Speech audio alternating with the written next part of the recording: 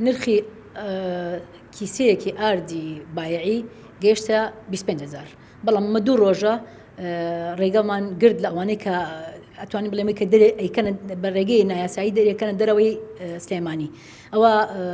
تەسیری کرد تقریبا مرۆڤەتە 20,000 ینی فردێک ئەوەش ئەسەلمێنێ کە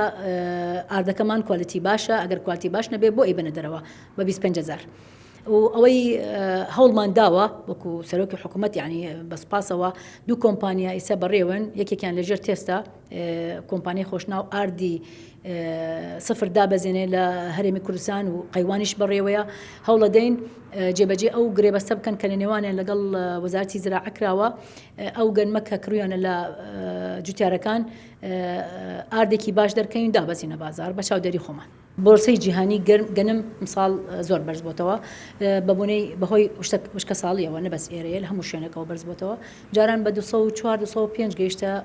مرسین بەڵام ئێستا زانەریمان هەیە بە 350 ئاگاتەوێ ئەوە هەر لە خۆیەوە یعنی ئەوە گرام بۆتەوە ئیتر گاتە ئێرە بە 38,000 یعنی بەڵام ئەوەی خۆمان ئەمە دوو مانگە بڵێن ئەمە دوو مانگە دوو بەشە ئارد مانگی 5 و 6 بڕی گەنممان هێناوە لە کەرکووک گەنمەکە دەرەجە یەکە ئاردمەڵی دروست کردووە بە پێزە ڕاست تۆزێ بۆرە لێنەوە ئێمە 180 بە 120 بەکاردێنێت ئەتوانین خەڵک داوا لێنەکەم ئەو ئاردە بەکاربێنن لە ڕووی تەندروستیە لە بەرچاوخۆمان ئەیکەین دروستیەکەین پاکراوەتەوە